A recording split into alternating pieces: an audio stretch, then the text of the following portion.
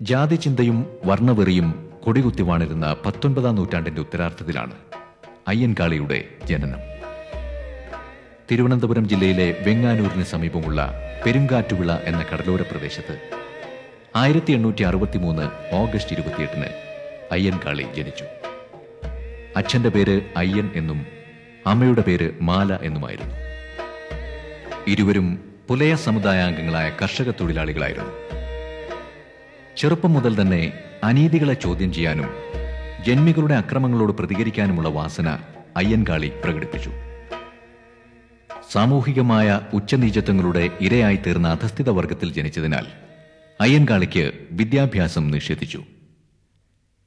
കീഴ്ജാതിക്കാരന് പൊതുവഴിയിലൂടെ നടക്കാനോ പൊതുകിണറിൽ നിന്ന് വെള്ളം കുടിക്കാനോ അക്ഷരാഭ്യാസം നടത്താനോ കഴിയാത്ത കാലഘട്ടത്തിലെ എതിർപ്പുകളെ ചങ്കുറപ്പോടെ നേരിടാനും അക്രമങ്ങൾക്ക് ചുട്ട മറുപടി കൊടുക്കാനും അയ്യൻകാളി രംഗത്തെത്തി.